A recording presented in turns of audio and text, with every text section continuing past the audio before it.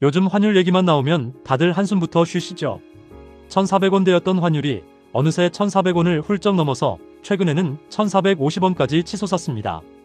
그런데 이상한 건 말이죠. 분명히 관세 협상도 잘 마무리됐다는 뉴스가 나왔는데 왜 환율은 계속 오르기만 하는 걸까요? 오늘은 이 답답한 상황을 속 시원하게 풀어드리겠습니다. 먼저 가장 중요한 핵심부터 짚고 넘어가야 합니다. 지금 환율이 오르는 가장 큰 이유는 바로 달러가 너무 강하다는 거예요. 달러가 왜 이렇게 강해졌냐고요? 올해 초만 해도 전문가들은 미국 연방준비제도가 연말쯤에는 기준금리를 내릴 거라고 예상했습니다. 그런데 시간이 지나면서 상황이 완전히 달라졌어요. 요즘 미국 경제 지표를 보면 생각보다 탄탄하거든요. 그러니까 굳이 금리를 내릴 필요가 없다는 목소리가 점점 커지고 있는 겁니다. 금리를 안 낮추면 어떻게 되냐고요? 시장에 돈이 덜 풀리게 됩니다. 돈이 귀해지면 당연히 달러 가치는 올라가겠죠. 높은 금리를 유지하면 투자자들이 더 높은 수익을 노리고 달러로 몰리게 되는 거예요. 이게 바로 달러 강세의 핵심 메커니즘입니다. 그런데 문제는 여기서 끝이 아닙니다. 우리만 힘든 게 아니라 전 세계가 달러 강세 때문에 골머리를 앓고 있어요. 일본 엔화를 보세요. 엔화 가치가 계속 떨어지고 있습니다. 영국 파운드도 마찬가지고요. 유럽의 유로화도 약세를 면치 못하고 있어요. 이런 주요 통화들이 동시다발적으로 약해지니까 상대적으로 달러는 더욱더 강해지는 악순환이 반복되는 겁니다. 자, 그럼 이제 우리나라 상황을 한번 들여다볼까요? 사실 환율이 이렇게 급등하는 데는 국내 요인도 한몫하고 있습니다. 여러분 혹시 기억하시나요? 우리 정부가 미국에 엄청난 규모의 투자를 하기로 약속했잖아요. 연간 200억 달러씩 10년 동안이요. 계산해보면 총 2천억 달러입니다. 상상이 가시나요? 정부는 외환 보유액 자체는 건드리지 않고 그 운용 수익으로 투자금을 마련하겠다고 했지만 결국 달러가 필요한 건 마찬가지예요. 여기에 더해서 채권을 발행한다는 얘기도 나오고 있는데요. 채권 발행이 뭐냐면 쉽게 말해서 국가가 빚을 내는 겁니다. 빚을 내면 당연히 우리나라 경제에 대한 신뢰도가 떨어지겠죠. 그럼 원화 가치는 내려가고 상대적으로 달러 가치는 올라가는 거예요. 이래저래 환율을 잡기가 쉽지 않은 상황인 겁니다. 국내 주식시장 상황도 한번 볼까요? 외국인 투자자들이 우리 주식을 팔아치우고 있어요. 외국인들이 주식을 팔면 그 돈을 다시 달러로 바꿔서 가져가야 하잖아요. 이게 또 달러 수요를 증가시키는 겁니다.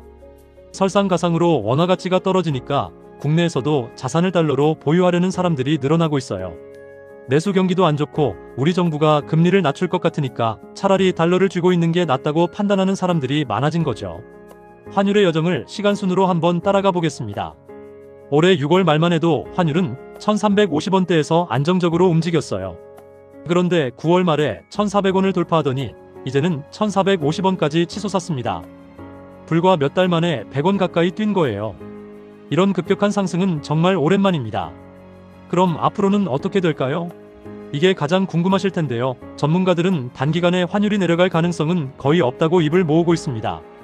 결국 미국이 어떤 선택을 하느냐에 따라 판도가 완전히 달라질 수 있어요.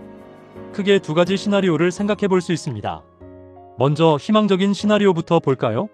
미국 연준이 내부의 보수적인 분위기에도 불구하고 연말에 금리를 인하할 수도 있어요. 실제로 연준은 12월 1일부로 긴축 정책을 끝내겠다고 선언하기도 했거든요. 만약 이렇게 된다면 환율은 1,400원대 후반을 넘지 않고 연말까지는 어느 정도 안정될 거라는 전망이 나옵니다. 이게 최선의 시나리오죠. 하지만 반대의 경우도 생각해 봐야 합니다. 만약 연준이 연말에 금리를 동결한다면 어떻게 될까요? 아니면 한미 관세 문제에서 또 다른 잡음이 발생한다면요?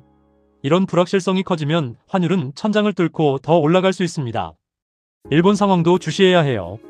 일본의 다카이치 총리가 확장 재정 정책을 강력하게 밀어붙이면 엔화 가치는 더 떨어질 테고 이게 달러 가치를 한동안 계속 밀어올릴 수 있거든요. 우리 정부의 대미 투자 펀드가 손실을 내거나 정부 부채가 더 늘어나는 상황이 발생해도 환율은 추가로 상승할 수밖에 없습니다. 자, 그럼 이런 고환율 상황이 우리 경제에는 어떤 영향을 미칠까요? 많은 분들이 환율이 오르면 수출이 잘 되니까 좋은 거 아니냐고 생각하실 수 있어요. 실제로 전통적으로 우리 경제에서는 달러 강세가 수출 호재로 여겨져 왔습니다. 원화 가치가 떨어지면 우리 제품의 해외 가격 경쟁력이 높아지니까요. 하지만 전문가들은 이게 그렇게 단순한 문제가 아니라고 지적합니다. 왜냐하면 우리나라 수출 기업들도 원자재를 수입해서 쓰거든요. 환율이 오르면 이 원자재 값이 비싸지잖아요. 그럼 제품을 만드는 비용이 올라가니까 결국 이유는 줄어들 수 있는 겁니다.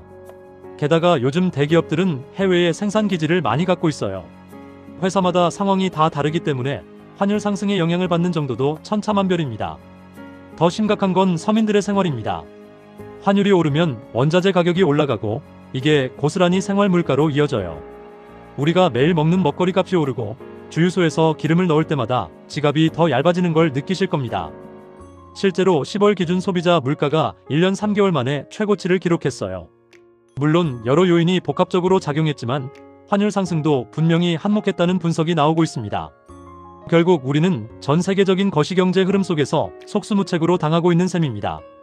미국 연준의 결정에 따라, 일본의 정책에 따라, 글로벌 투자자들의 심리에 따라 우리 환율이 요동치고 있어요.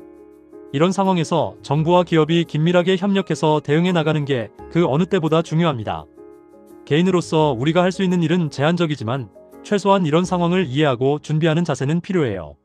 환율이 높다고 해서 무조건 나쁜 것만은 아니지만 서민 경제에 미치는 타격을 생각하면 결코 가볍게 넘길 문제가 아닙니다. 앞으로 몇 달간 미국 연준의 움직임, 각국 중앙은행의 정책, 그리고 글로벌 경제 지표들을 주의 깊게 지켜봐야 할 때입니다.